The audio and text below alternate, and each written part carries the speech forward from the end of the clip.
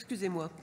Monsieur le vice-président, chers collègues, lors de son adoption en début d'année, ce dispositif de soutien aux communes pour l'installation d'équipements de vidéoprotection avait engendré des échanges houleux et souvent dogmatiques au sein de notre Assemblée régionale.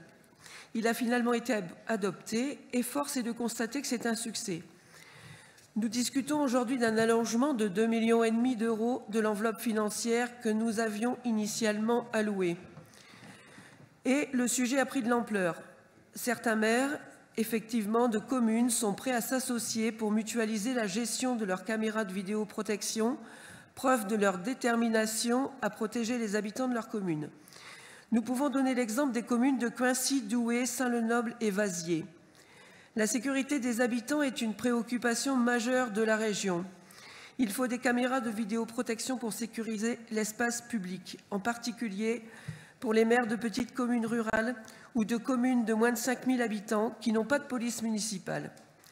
Loin du débat qui oppose technologie contre moyens humains, il s'agit ici aussi de trouver un outil de dissuasion contre les incivilités de tous les jours qui sont une plaie pour la société et pour nos territoires. Voici quelques mois, la presse locale titrait, je cite, « Les caméras gagnent du terrain en Haute-Somme ». Je prends ici un exemple qui me concerne de mon territoire. L'installation de systèmes vidéo dans les rues est en plein essor. En 2022, au-delà d'être subventionnée, cette option fait quasiment l'unanimité dans les esprits. Alors voilà donc preuve ici de cette tendance.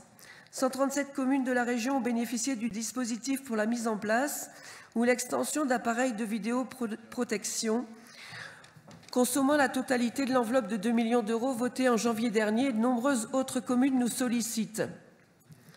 Et mon voisin ici présent, monsieur le maire d'Abbeville, même s'il n'est pas concerné par ce dispositif, pourrait vous expliquer concrètement le nombre d'affaires résolues grâce à la vidéoprotection. Faites l'explication de vote en même temps. Oui. Il s'agit pour la région de respecter son engagement et d'accompagner les maires qui agissent au quotidien pour améliorer la vie, le cadre de vie de leurs administrés. Et en ce qui concerne l'éclairage de nuit, j'en profite pour répondre à ce qui vient d'être dit précédemment. Le passage à l'éclairage en LED permet de conserver un éclairage de nuit puisqu'il réduit encore de 50% supplémentaire donc le coût, et effectivement, cela apporte une sécurité à nos habitants. C'est pourquoi le groupe UDI salue l'extension de l'enveloppe budgétaire qui permettra de financer les dossiers en attente. Voilà, je vous remercie. Merci Madame Simon-Jambard.